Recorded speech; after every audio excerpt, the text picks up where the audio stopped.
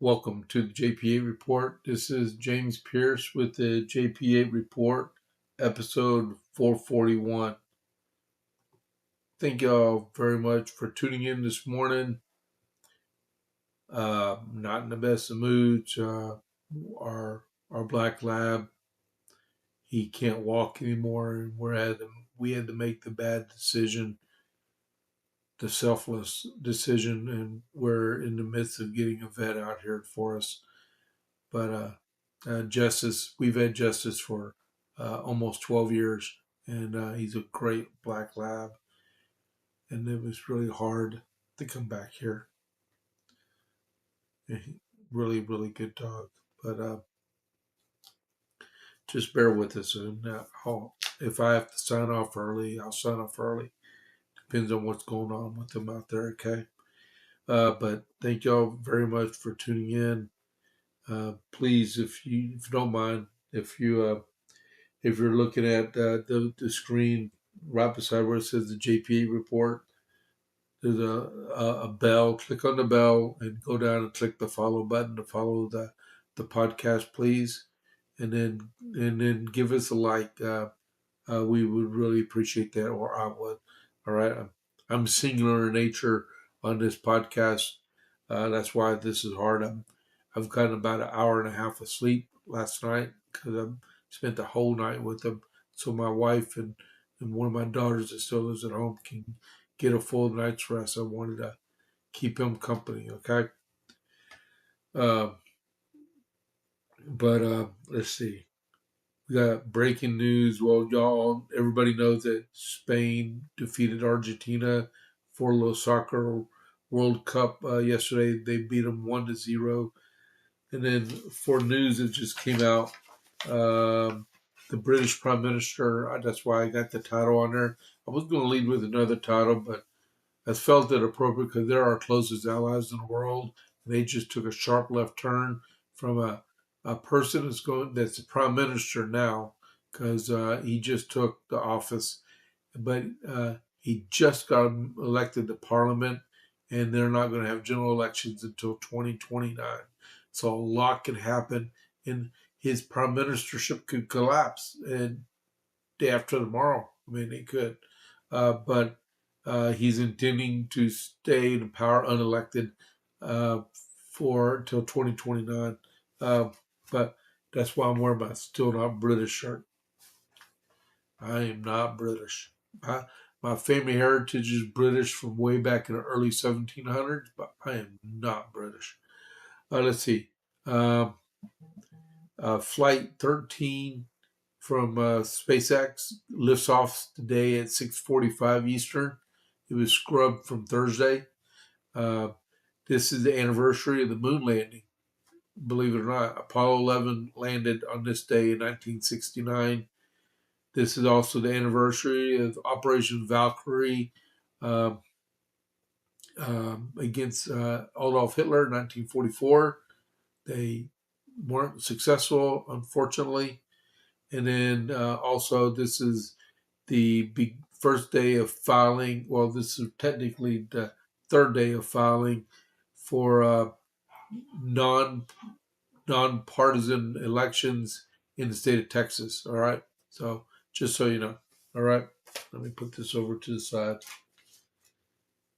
Okay. So what we got? America 250. And so America 250 on this day, yesterday, July 19th, is a historic day in the United States. The Second Continental Congress ordered the Declaration of Independence to be formally engrossed on parchment, okay, making it an official document. Today they still, all bills are required to be on parchment paper. if you did. We don't just file them on digits. No, this got to actually be printed on parchment paper by law. They also officially changed the title of the declaration to the Unanimous Declaration of the 13 United States of America, and then mandated that everybody has to sign that document. And I think they did 24, I think there was. All right. So that happened yesterday officially, right? And then Benjamin Franklin wrote a letter to Lord Howe. He was authorized by the Second Continental Congress. He was written a letter from Lord Howe on the 20th of June. He received it. Now he wants to reply to it. Okay. It says, "My Lord, I received safe the letters your lordship so kindly forwarded to me, and beg that you accept my thanks. The official dispatches to which you referred me, containing nothing more than what we had seen as an act of Parliament versus offers of pardon upon submission, which I was sorry to find, as I must give your lordship pain to be sent so far uh, on a so hopeless a business, directing pardons to be offered to the colonies, who are the very parties injured, expresses indeed the opinions of our ignorance, basis, and insensibility, which your uniformed and proud nation has long been pleased to entertain of us. But it can have no effect than that of increasing our resentment. It is impossible we should think of submission to a government which has the most wanton barbarity and cruelty, burnt our defenseless towns in the midst of winter, excited the savages to massacre our farmers, and our slaves to murder their masters, and even now bringing foreign mercenaries to deluge our settlements with blood. These atrocious injuries have extinguished every remaining spark of affection for that parent country we once held so dear. But were it possible for us to forget and forgive them, it is not possible for you, I mean the British nation, to forgive the people you have so heavily injured. You have never confide again in those fellow subjects and permit them to enjoy equal freedom, to whom you know you have given such cause for lasting enmity. And this must impel you, where we again under your government, to endeavor the breaking our spirit by the severest tyranny, and obstructing by every means in your power to grow our growing strength and prosperity. But your lordship mentions the king's paternal solicitude for promoting the establishment of a lasting peace and union with the colonies. If by peace it here meant a peace to be entered in between the British and America as distinct states now at war, and His Majesty has given your lordship powers to treat us with such a peace, I may venture to say, though without authority, I think a treaty for that purpose not yet impracticable before we enter into foreign alliances. But I am persuaded that you have no such powers. Your nation, by by punishing those American governors who have created and fomented the discord, rebuilding our burnt towns, and repairing as far as possible the mischiefs done us. She might yet still recover a great share of our regard and the greatest part of our growing commerce, that with all the advantage and additional strength to be deprived from a friendship with us. I know too well her abounding pride and deficient wisdom to believe she will ever take such salutary measures. Her fondness for conquest is like a warlike nation. Her lust of dominion as an ambitious one, and her thirst for a gainful monopoly or a commercial one, none of them legitimate causes of the war, will all join to hide from her eyes of every view of her true interests and continually goad her on the ruinous distant expeditions so destructive both of lives and treasures. That must prove her pernicious to her in the end of the Consolidates formerly were the most of the nations of Europe. I have not the vanity, my lord, to think of intimidating by thus predicting the effects of this war, for I know it will in England have the fate of all my former predictions, not to be believed till the event shall verify it. Long did I endeavor with unfeigned and wearied zeal to preserve the breaking that fine and noble China vase, the British Empire, for I knew that being once broken, the separate parts could not retain even a share of their strength and value that existed in the whole, and that a perfect reunion of those parts could scarce even be hoped for. Your lordship may possibly remember the tears of joy that wet my cheek when, for your good sisters in London, you had once given me expectations that a reconciliation might soon take place. I had the misfortune to find those expeditions disappointed and to be treated as the cause of mischief I was laboring to prevent. I'll stop right there. Just think about the measure of the British Empire now. It's just basically 2 islands or 3 islands total. Okay? That's how far they have fallen. My consolation under the groundless and malevolent treatment was I retained the friendship of many wise and good men in that country, and among the rest shared in the regard of Lord Howe. The well-founded esteem and permit me to say affection, which I shall always have for your lordship, makes it painful to see you engaged in conducting a war, the great ground of which, as expressed in your letter, is the necessity of preventing the American trade from passing into foreign channels.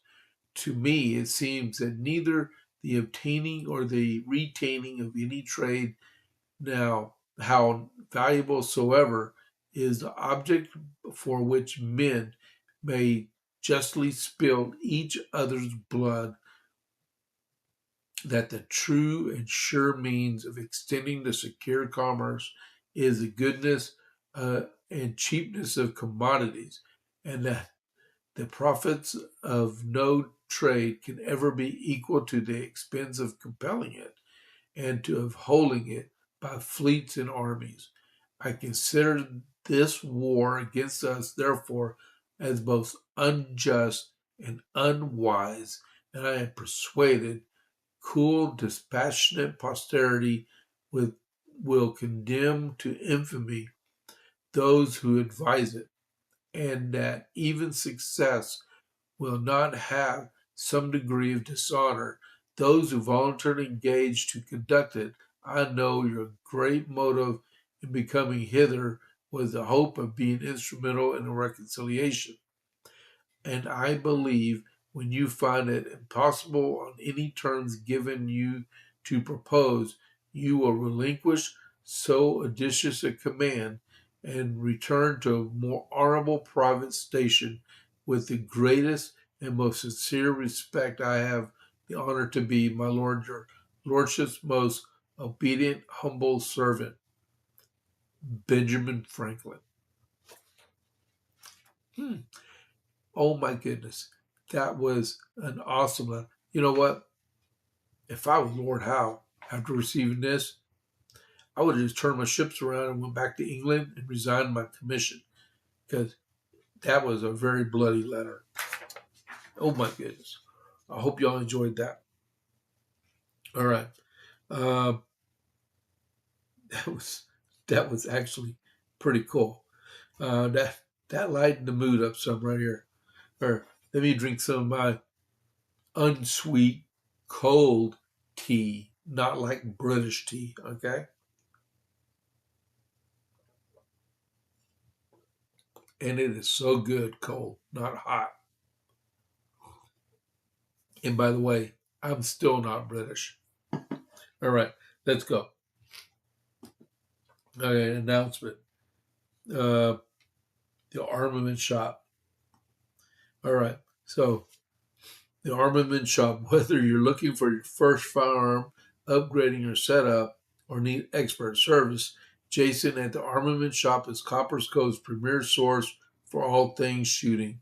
Browse our wide selection of pistols, rifles, and shotguns, backed by top-tier gunsmithing or for repairs, or along with reloading supplies and professional cleaning to keep your firearm in peak condition.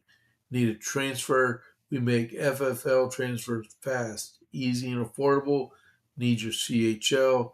Jason can handle those classes. He has over 3 decades of experience. Visit the Armament Shop today at 115A West Avenue D in Coppers Cove, or call or text 254-560-2023, or visit www.armamentshop.com. That's www.armamentshop.com. The Armament Shop, your safety, our priority. All right, let me get set up here. All right, so, oh my goodness. And that is a direct example of our Second Amendment rights, which the British denied, that we ensure to protect our First Amendment rights. Always remember that, okay? I'm a devout Second Amendment supporter. No compromise on that. Iran update. Last night was the ninth night of attacks on Iran. President Trump said the U.S. will ensure that Iran has no capability to make or obtain nuclear weapons. He also said the new attacks are in honor of the U.S. troops, four U.S. troops that were killed in Jordan and Iraq. There was 2 killed in action in Jordan, 1's missing in action in Jordan, and 1 was killed in Iraq while detonating unexploded ordnance from an Iranian drone. All right, the U.S. Embassy has warned people in Bahrain not to come. All right, because they're warning of a potential Iranian attack. The Israeli Defense Forces are ready to resume their fight on Iran. Oil prices are up. CENTCOM redirected 6 vessels yesterday, and then also disabled 1 for trying to violate the Iranian blockade. Israel is also reporting that spiritual leader Khomeini has fled Iran. But like I said earlier in the JP morning brief, that I went to the Times of Israel to look for that article, and I could not find it. I don't know if it was taken down or what, right? But that being said, I usually don't look at articles, but there was a poll taken in Iran by the government, by the Iranian president, and it was classified, but they actually got leaked out, right? And this might be one of the reasons why this Yahoo fled the country, if he did, right? There's no confirmation on it, but they don't know where he's at. A confidential report prepared for Iran's presidency is raising consequential question in Washington and its allies. Do extraordinary levels of public anger and support for a systemic change justify reassessing whether the Islamic Republic may be more vulnerable to regime change than previously believed? The classified document titled What Iran Wants reportedly found that only 9% of respondents supported maintaining the status quo, with 53% of the calling for fundamental or structural reforms and more than 19% favoring change the political system outright. They got issues in Tehran. Taken together, the nearly three-quarters of the surveyed reportedly supported either deep structural reform or replacement of the existing system, findings that could strengthen arguments that Iran's political crisis has moved beyond dissatisfaction with individual leaders or policies. Iran Wire, which reported on July 13th that it had obtained the document, which was only like 7 days ago, uh, which was compiled by Ali Rabiei, President Masoud Pezeshkian's social advisor and a former government spokesman. It was based on polling conducted by the Ara Opinion Research Center in May 2026 and circulated among institutions within Iran's governing structure in June. Maed Maleki, a senior fellow at the Foundation for Defense of Democracies, told Fox News that the report should prompt a fresh assessment for the potential of a political upheaval inside of Iran. If anything, this research understates the depth of Iran's rage, and that is what makes it remarkable. Even a survey prepared for the regime's own president by its own pollsters record anger levels above 63%, which beyond the highest rate Gallup has ever recorded anywhere in the world, alongside 81% struggling to put food on the table and majority expressing hopelessness. Maleki cautioned that polling conducted under an authoritarian government cannot be treated as precise because respondents may fear the consequences of expressing opposition.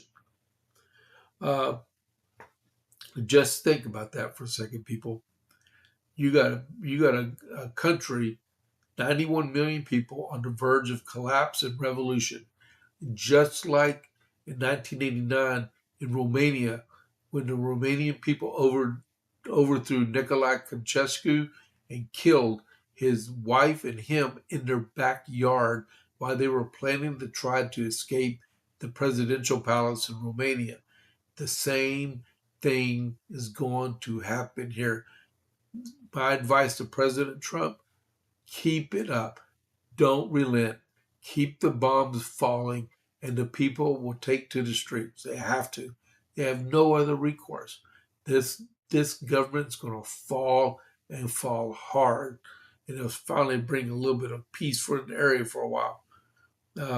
We will see. We'll see. But they don't even know where the Ayatollah Khomeini is at all, or they're not saying. Is he in Russia? Is he in China? He's definitely not in Iraq or Kuwait or Bahrain or Qatar. No, he is. He is either. He's probably in Russia, flat out. All right. Keep the bombs falling. That's all I got to say on that.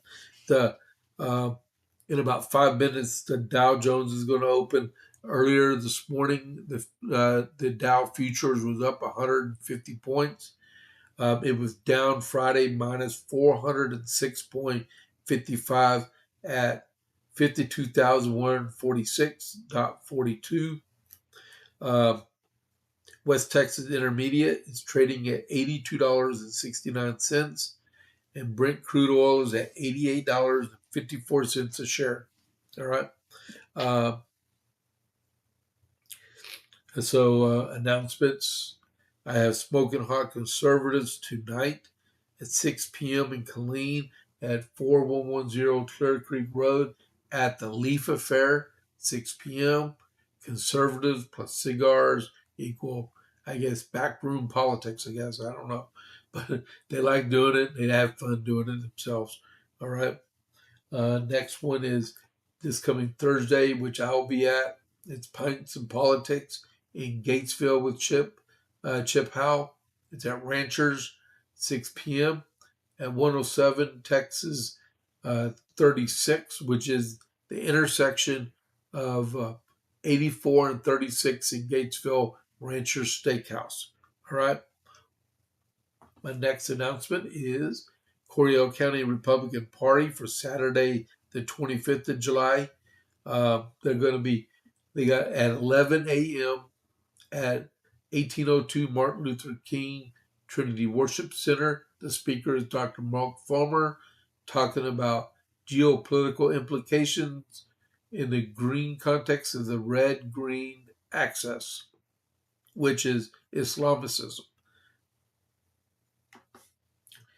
Next announcement is next Monday, the 27th. West Side Conservative Coalition is going to be meeting at Papa's Cafe in Harker Heights at 6 p.m. Dennis Faulkner is the lead for that. Be there. Miller's Crossing Shopping Center. Right? You'll be able to order food there too if you want.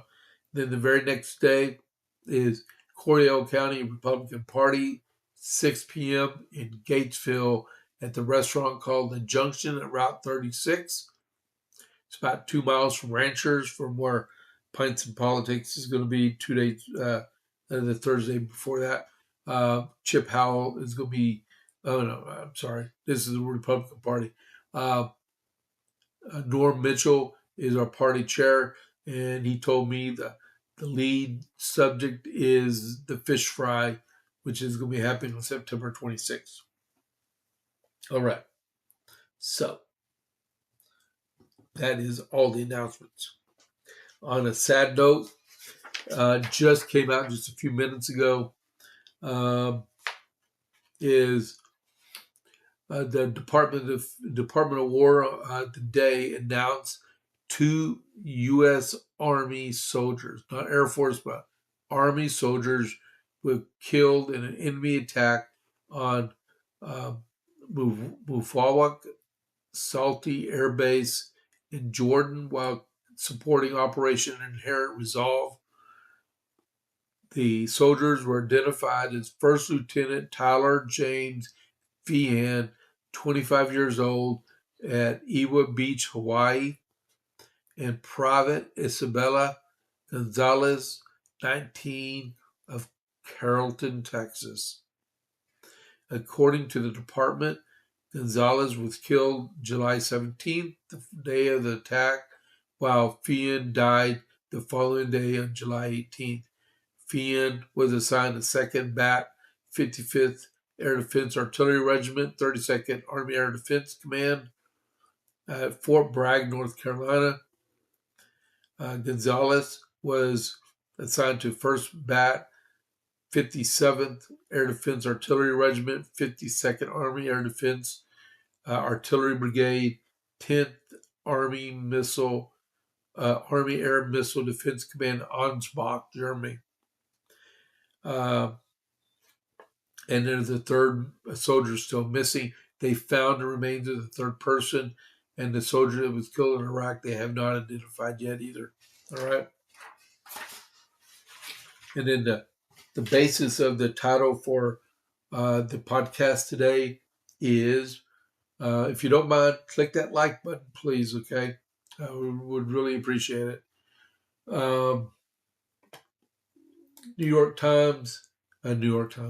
Post. Let's go to real news. New York Post is reporting, breaking at about 30 minutes ago, I guess. I think it was. Andy Burnham, the former mayor of Greater Manchester and a new leader of the Labour Party, took the final steps on Monday to succeed Keir Starmer to become the become Britain's 7th prime minister in the last 10 years. The affable Burnham, I'm not going to print off 10 sheets of paper, and most of them are pictures. The affable Burnham returned to Parliament in June by winning a risky special election and was sworn in as a member on July 12th, hours after the unpopular Stammer announced his resignation and end a tenure of just 2 years in office. This guy's been a member of Parliament like 8 days. Starmer traveled the mile down from Downing Street to Buckingham Palace on Monday to formally tell King Charles III that he was resigning, and Charles accepted. The 56-year-old Burnham then arrived at the palace and accepted the invitation by Charles to form a government in a moment known as kissing hands. In order to challenge Starmer for the Labour Party's leadership position, Burnham had to take a big political gamble. The first had to win a seat in the Parliament and then amass the necessary support to launch a bid to topple Starmer, which he did. The internal pressure mounted in May for Starmer to resign. Josh Simmons, the Labour lawmaker for the seat of Makerfield near Manchester, stepped down, triggering a special election. It was no shoe-in. The Anti-Immigration Reform UK Party had recently devastated Labour in local elections in the area, which has led for calls for Starmer's resignation. The bet paid off for Burnham, who is well known and popular in the area, and is breezed to victory when the votes were tallied on June 19th. Dozens of Labour lawmakers cheered as he was sworn in June 22nd. Starmer ultimately stepped down, and Burnham faced no opposition in running to become the party leader. Dark T-shirts and dark jeans are typically worn to work for Burnham, who is seen as more. He changed out his casual wear on Monday, donning a dark suit, white dress shirt, and gray tie as he met King Charles. And Burnham has formally accepted the invite to form a government. I think I'm running into problems on this. Let's see what else is good on here.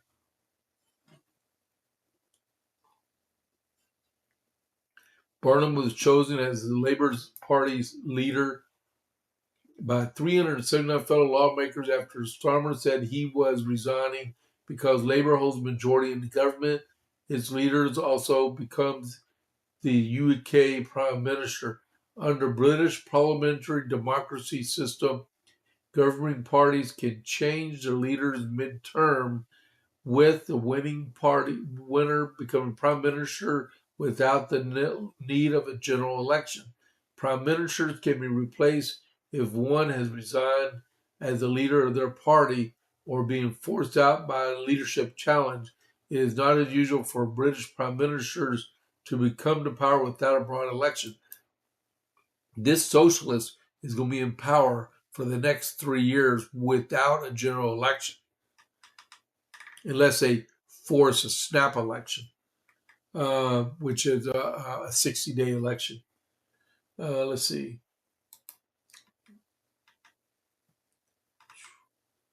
Let's see what else I got on here.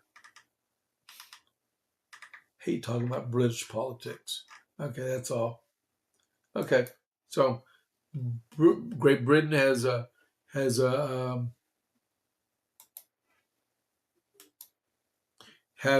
new prime minister, and he's a devout socialist, and he's talking about upending the entire economic and social status of England, right? Basically, something they tried in the 70s and failed. He even dissed on Margaret Thatcher, the savior of the British Empire in the 80s, the Iron Lady. So, all right. onward back to good morning, cheerio, chap. Okay, that was a comment from retired Rob 53.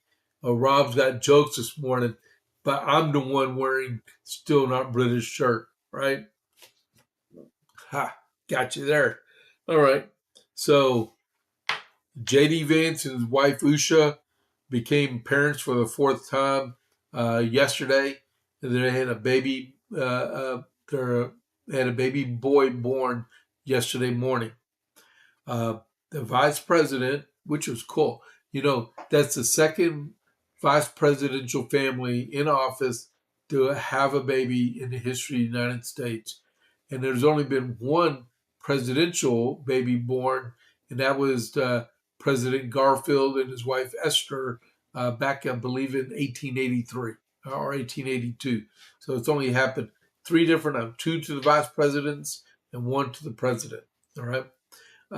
Vice President J.D. Vance and his wife, Second Lady Usha Vance, announced the birth of the fourth child on Sunday.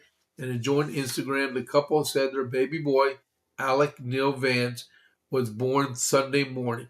We are excited to announce that our baby boy, Alec Neil Vance, was born this morning. Usha and the baby are happy and healthy, and our kids are overjoyed to meet their little brother. They got three boys and one girl. The Vances also thanked the military doctors and staff at Walter Reed Medical Center and the White House Medical Unit for caring for the family. Quote, the incredible military doctors and staff members of Walter Reed Medical Center and the White House Medical Unit have been a great blessing. We are deeply thankful for all they have done for our family. They announced earlier this year they were pregnant and having a baby.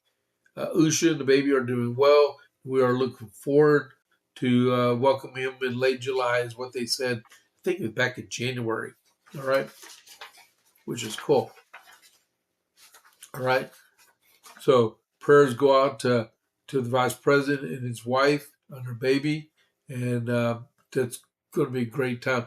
Now I did a pin. Because I'm half British. Boy, he's bringing on the jokes this morning. That's cool. And I'm talking about retired Rob 53 still. Now, this is just a point of opinion, okay? The fact is they're going to have a brand new 2-year-old when the presidential election will be hot and heavy in 2 years, right? Matter of fact, he'll be like 18 months old when the first the primaries and caucuses happen. I would not venture too far of a guess. What if he says, I don't want to run for president and let Marco Rubio run? Who knows? He might. He's still really young. There's a lot of drive there, but there's always the potential of that happening. So you heard it first here. We got to get past the midterms. But with a new baby, a lot of things happens in families in terms of priorities when you have new babies, okay? So next, fact checks. So the president had, what are we doing on time? 8:38. Wow. We probably barely make it through this. A lot of people challenged the president on his speech on Thursday. They were not happy that he gave that speech. It was a very, very good speech, but people didn't like it. Matter of fact, ABC, these people that carry broadcast licenses, right? They're supposed to be fair and unbiased, right? Which they don't abide by. But ABC, CBS, NBC all declined to run the president's speech on Thursday, along with CNN also, right? CNN, that's their option because they're a cable network. They're not open broadcast, but those other ones, they were supposed to broadcast it. Now, I'll say this again.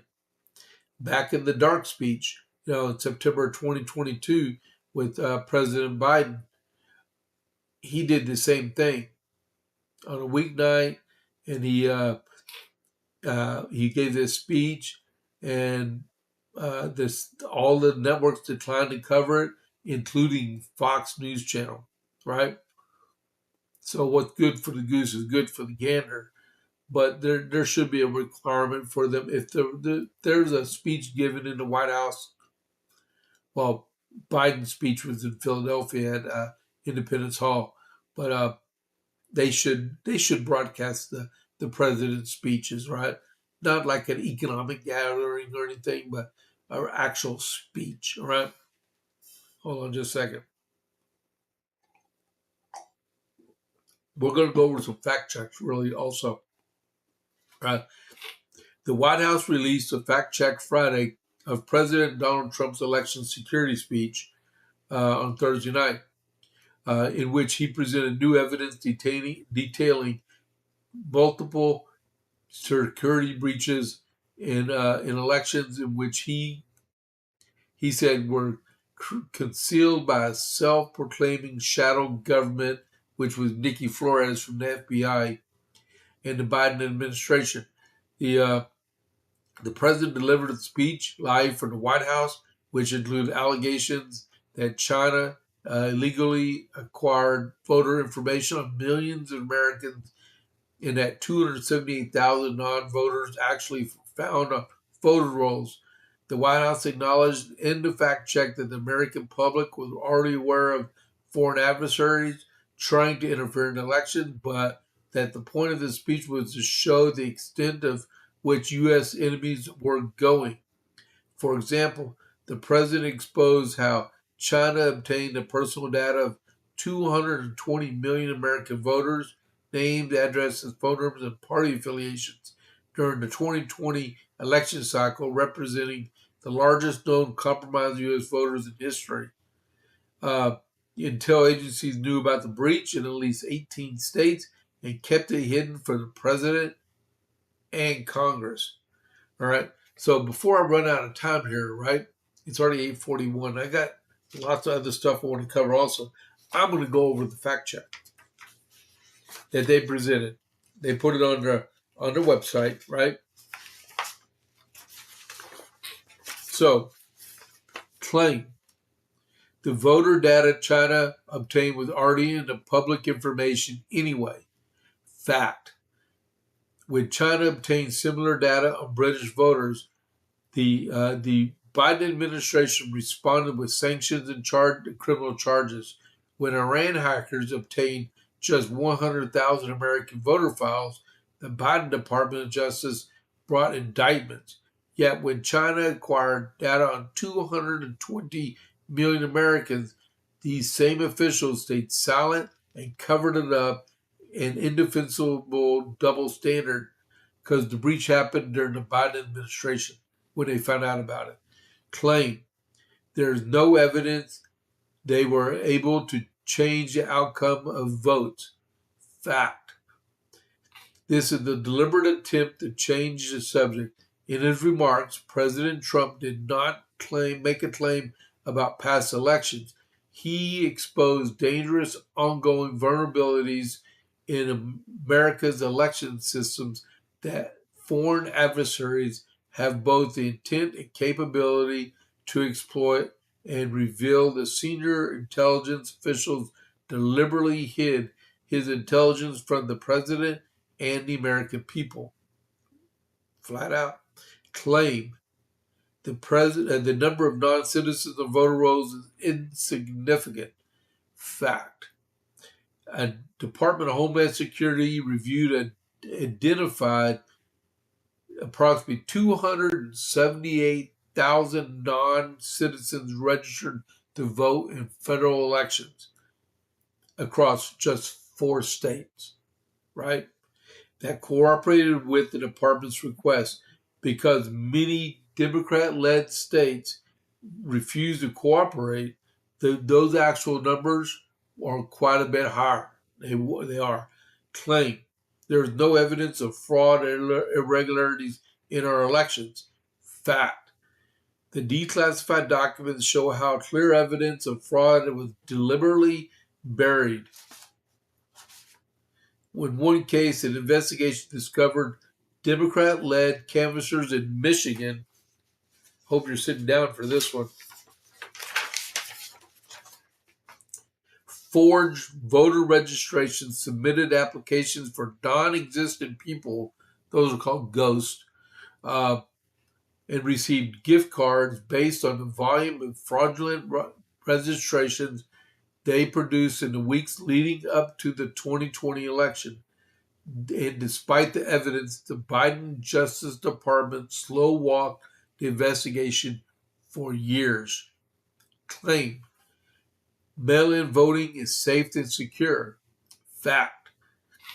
Multiple independent analyses have warned for years about the heightened risk of mail-in ballots. The bipartisan Commission on Federal Election Reform concluded that absentee ballots are the largest source of potential voter fraud. The Massachusetts Institute of Technology Election Data Plus Science Lab has noted that fraud appears more frequent with mail-in voting than in-person voting. A Heartland Institute Rasmussen poll found that 21% of mail-in voters admitted to at least one form of fraud in the 2020 election. The Heritage Foundation has documented widespread vulnerabilities to theft, forgery, and coercion. The president is demanding accountability. He has directed the DNI, the Department of Justice, FBI, and the CIA to investigate how this critical intelligence was hidden from the sitting president and American people and to hold those people accountable, including potential criminal charges. These disclosures make one thing clear: the American election system is broken and exposed. That is why President Trump is calling on Congress to immediately pass the Save America Act and safeguard our elections exactly this kind of exploitation. Nikki Flores needs to be in jail. Gina Haskell needs to be in jail. There's others. I don't have the sticky note. I wrote all the names on and stuff. Hold on, just a second. Did I write it in here? Hold on just a second.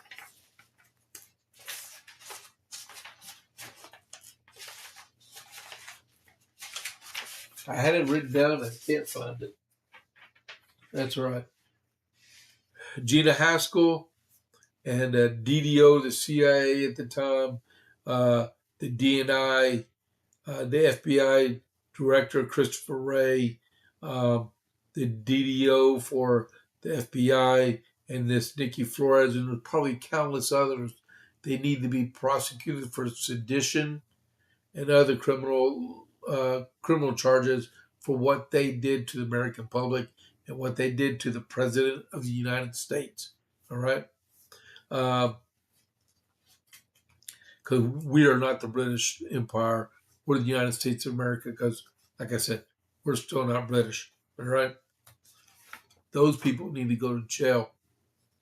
Like this said, President Trump says, we need, I'll put up there, we need to pass the Save America Act.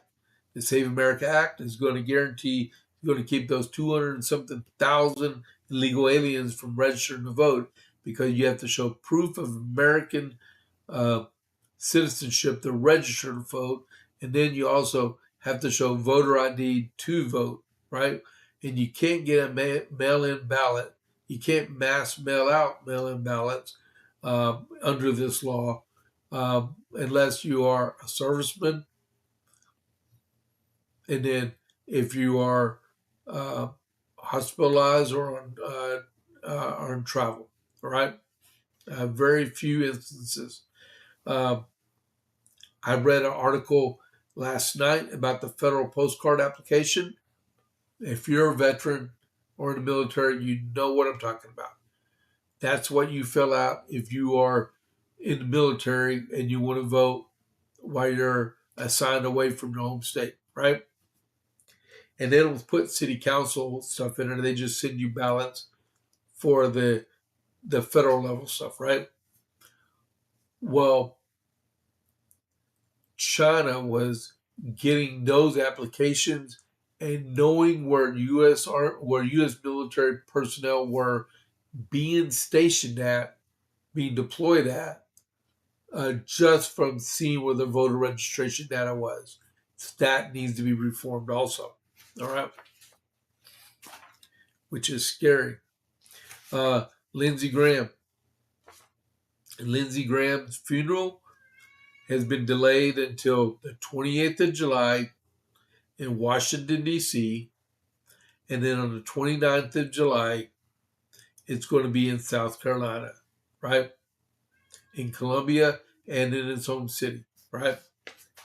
That's because there's so many people that want to attend it. Oh,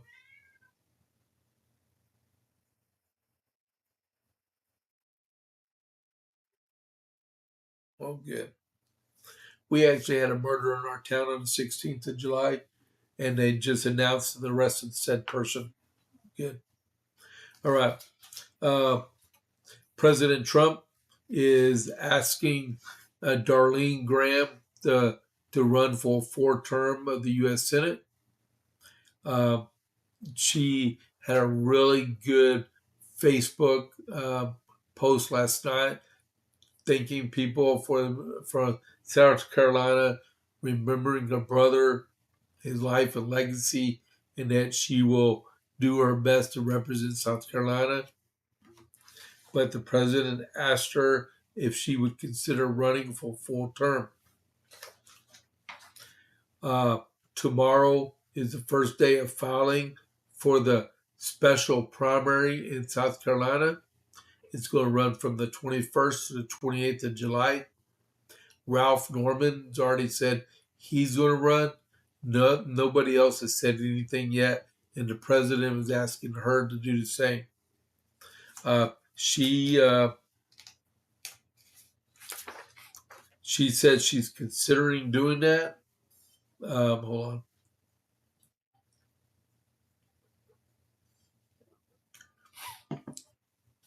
All right.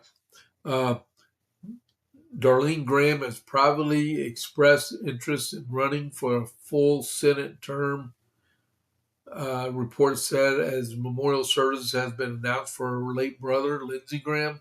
3 people familiar with deliberations told the Associated Press that Darlene Graham has started having conversations about a potential campaign. She was appointed to fulfill the remainder of her brother's term on Monday by Governor Henry McMaster. The filing period for a special primary is tomorrow through next Tuesday. And the primary is scheduled for August 11th, and then for 2 weeks later if there's a runoff. I already told you about Ralph Norman, but Congressman Fry, Mace are actually thinking about it also, and also the Lieutenant Governor Pamela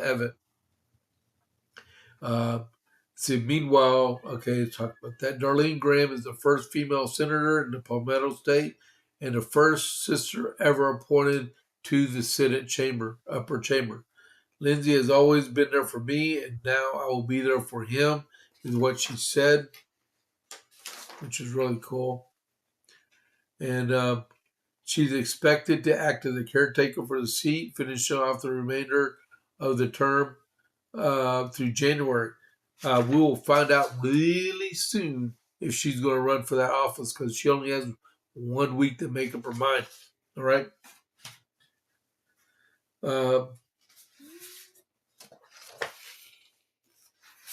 In other terms, let's see. We got this. The federal court ruled that in part of the climate control law that the Biden administration had passed in 2021, that it was illegal. All right. So, federal judge on Wednesday ruled on Wednesday that Congress violated the Constitution by passing a Biden-era internet access grant program that gave preferences to racial or ethnic minorities. The Digital Equity Act was part of President Biden's 2021 budget climate law, and it sought to spend billions of dollars on broadband access by ordering that the money should go to those minority groups. It crossed a constitutional line. The ruling was by Judge John Bates, a George W. Bush nominee to the court, who said that the 2023 ruling by the U.S. Supreme Court striking down race-based preferences in college admissions was the basis for this decision. He said the same logic applies to the government grant programs, addressing the gap of laudable goal, but the Supreme Court has admonished that eliminating general societal inequities as opposed to specific instances of past discrimination does not constitute a compelling interest that justifies race-based state action. And then the president stopped it last year. So he was solidifying it. But, like I said, majority minority does not apply anymore. It's got to be fair and merit-based, right? Let's see. 8:55. I'm almost done. I know I'm going to run out of time here. President Trump fired the U.S. attorney in Seattle minutes after he was appointed, and that's because he was not appointed by President Trump. They did a blue slip thing in the Senate with the two senators from Washington State, and a panel of judges had unethically appointed a presidential appointee without the president nominating said person to the U.S. Attorney's Office. The Trump administration took a fight over who controlled U.S. attorney appointments to a whole new level, firing a Seattle-based prosecutor less than an hour after he was picked for the job without the blessing of the administration. District court judges can appoint a temporary U.S. attorney, and the president can fire them. The Attorney General Todd Blanche said Wednesday on X as he was testifying before the Senate in his own confirmation hearing, calling out a U.S. District Court for the Western District of Washington State panel for elevating Judge Roger Rogoff to be the federal prosecutor in Seattle. The Western District of Washington judges abandoned the time-honored process of consultation with the administration so that the selected U.S. attorney is qualified to serve the administration. Blanche said Roger Rogoff had been fired by the president. The post came after Roger, 57, a former King County Supreme Court judge and longtime state and federal prosecutor, was sworn in before 8 a.m. local time at the courthouse in downtown Seattle as U.S. attorney. Then he was fired. He then went to the U.S. Attorney's Office and asked to meet with Charles Neal Floyd, the Trump administration's preferred choice for the job, whose 120-day interim expired on Friday. While Rogoff waited in the lobby, he received the email notifying that Trump had removed him from office. Oh my goodness, that's awesome. All right. Hope that made everybody's day there too. All right. And then Todd Blanche went off on Adam Schiff yesterday, and so